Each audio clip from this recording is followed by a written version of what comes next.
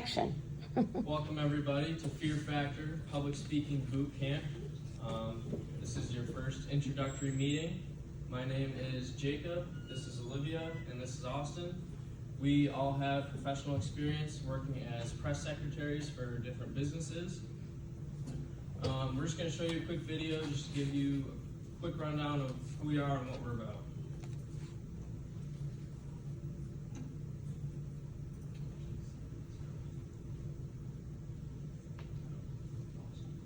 The volume's on the bottom right, just make sure it doesn't have an X in it. Factor Public Speaking Boot Camp. Do you suffer from a fear of public speaking that makes your speeches look like this one? So dogs are vicious, and this is why, in conclusion, I like germs. Thank you. Well, we can help you make it look like this. Even though I love all animals equally, cats will forever be the better companion. Thank you. Through our intense training and our rigorous 3-week program, we can whip you into shape to becoming a better public speaker. To conclude, Honor! I believe cats are best. Read from the script. Is clearly flat because labs Stand up straight. are flat too. It's flat. Drop and give me 100 right now. So if your boss is counting on you to give a big speech at work, or if you've got a final speech project coming up in class, come on in. We'll get you speaking like a professional in no time. Come and join us for our introductory meeting on April 25th at the SUNY ESF campus in Syracuse, New York, in Illick Hall, room 16. Give us a call at 1-800-SPEAK-UP. Again, that is 1-800-SPEAKUP. Or visit our website at ffpublicspeaking.com. Again, that is ffpublicspeaking.com. And for only 30 easy payments of $29.99 plus interest, you can be the best public speaker in terms of questions be quiet. I'm responsible for injuries. Also stolen items. So, thank you all for coming. Obviously, fear of speeches is one of the biggest things that prevents people from showing up to these places. So that is the first step, and we congratulate you all on showing up. You're in good hands, no matter how afraid you are of public speaking, as we are all professionals. Today, we're going to break down the speech for you between the intro, the body, the conclusion, and the delivery. Not limited to the tone, the pacing, the body language, and more. So, starting with the intro, it's more important to have a hook to gain attention. Now, there are many ways to grab attention. For example, active attention grabbers, passive attention grabbers, otherwise known as relatability, and humor. Now, it's also prudent to pick a good topic choice, otherwise you might struggle with a lot of these things, as well as just the general fear of speaking. So the better you are with your topic, the less afraid you'll be, and all that. So it's important to remember to avoid taboo topics when giving your speech. So just as you set up your whole speech, intro included, you want to make sure you get these things out of the way, make sure they're solid. Now, even some of the worst jokes can gain attention, but you want to be careful with that because sometimes it can gain negative attention. So choose your jokes wisely. Attention grabbing should be the first thing in the speech, while your summary of the main points should be at the end of the introduction, while your statement of your summary of your main points and the purpose of your speech can just be scattered within the intro, relatively irrelevant location. So on to the body. Alright, so after the introduction, obviously comes the body, where you're going to talk about those points that you mentioned in the intro. So you're going to start with your first point. You're going to give a little background information, make sure the audience knows what you're talking about, they understand the topic. And then you're going to go into your details and your explanation of like your argument for that point. So you're going to give your reasoning. You want to make this not too boring. You don't just want to be up here rambling off facts and stats and everything. And like also mentioned in the introduction about that attention grabbing factor, you want to have those consistently throughout your speech so you can keep the audience's attention. You don't just want to get it and then lose it throughout the body.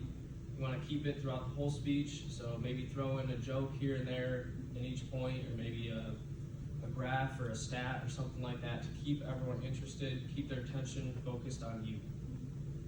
Then you're just going to kind of repeat this process for all your main points, have background for each one of them, attention grabbing for each one of them, and as the image shows on the right there, if they can't follow, they can't understand, you want to make sure your language is clear, your explanations make sense, you're not just rambling on and on. So yeah, that's pretty much the body. Then after the body comes the conclusion. One of the biggest issues that I notice with public speeches is the transition from the body to the conclusion. A lot of times it's very abrupt. People just go right in and say thank you, that's it. You don't want to do this. In your conclusion, you want to restate your purpose. So that purpose you mentioned in the introduction, you want to restate that, let everyone know again, remind them why you're here, why you're speaking to them today. And then you want to summarize your main points, remind them what your reasonings are, just refresh their memory. And along with the attention grabbing in the intro, you want to wrap it up with something memorable that they're going to walk away with, they're going to remember it, they're going to talk about it. Just something for them to remember your speech by and something they can come back to. Now, if you do have a fear of public speaking, like most people do, chances are you lack skills in the aspect of public speaking known as delivery. Speech delivery is all the physical aspects of your speech. So think of the saying, it's not what you say, but rather how you're saying it. And that can have a big impact on how your speech is getting judged. So tone of voice, or just your voice in general, is an example of this. So if I'm talking monotone like this and my voice isn't really moving, I sound super unamused about what I'm talking about. I sound unserious, and people are most likely to fall asleep during my speech. But if I move my voice around like this and have some varying tone in it, it keeps the audience engaged and keeps them paying attention to you because it doesn't make them bored as does someone with a monotone voice does. Voice projection is also a huge part of this. There's nothing I can't stand more as a hard of hearing person than when I can't hear someone speaking who's like right in front of me. So please be mindful of everyone in the room and project your voice. I know that that can be hard if you're shy and if you do have a fear of public speaking, but projecting your voice and having a louder voice will make you seem more confident and also more knowledgeable in what you're talking about.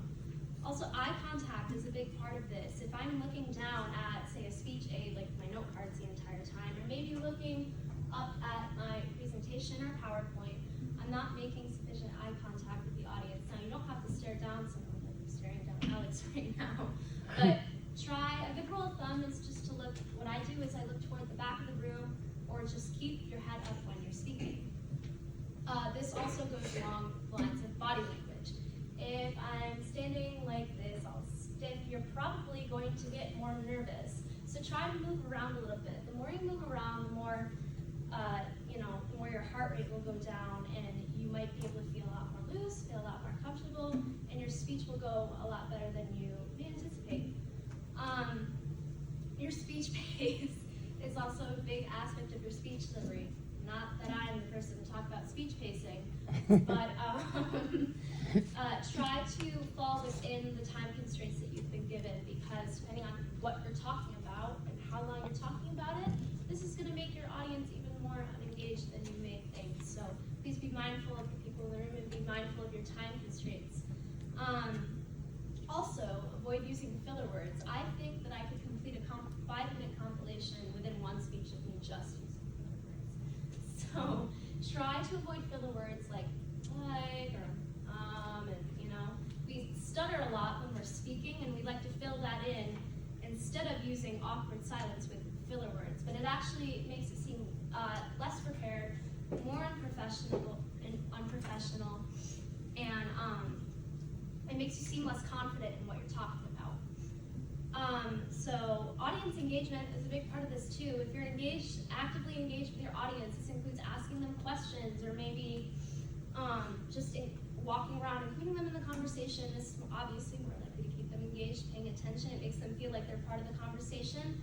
And that's always a good thing. So you could be an amazing speech writer and be the most knowledgeable in what you're talking about, but the second that you lack delivery skills in your speech giving is the second that the quality of your speech can go down immensely. So speech delivery is the key to quality and successful speech. And ways to combat your fears of public speaking or work on your speech delivery is practice, practice, practice. One of the most effective ways of improving this is through practicing. Practicing helps us with memorization of the speech if we aren't available to use a speech aid. And it also helps with confidence. I know that when I practice my speech before I go in, I feel more confident in what I'm about to say. I feel like I'm not going to forget anything. So practicing is always a great way to do this. Practicing can also calm your nerves about speaking, because you already know what to talk about. Also, using your prior knowledge to your advantage is a great way to calm your nerves. If you already know what you're going to be talking about, you don't have to look into it that much, and you may feel more confident in what you're going to be talking about. Using speech aids like note cards is a great way to combat your fears in public speaking. That way you have a backup plan or an aid to help you getting through your speech. And also breathing techniques is a great way to do this. Use breathing techniques before and during your speech. Take a deep breath, everything's gonna be okay. Regulating your heart rate is really important in calming your nerves, which in turn will really help you with your speech. So that's all we have for the introductory meeting. We want to thank you for coming, and we hope you'll join us on our 3-week program where we will teach you to be a better public speaker. We will teach you more about the structure of your speech, how to keep everyone engaged, and then also we're going to teach you even more about the delivery of the speech and how to deliver a good speech. And most importantly, we want to help you kick that fear of public speaking. So thank you. All right.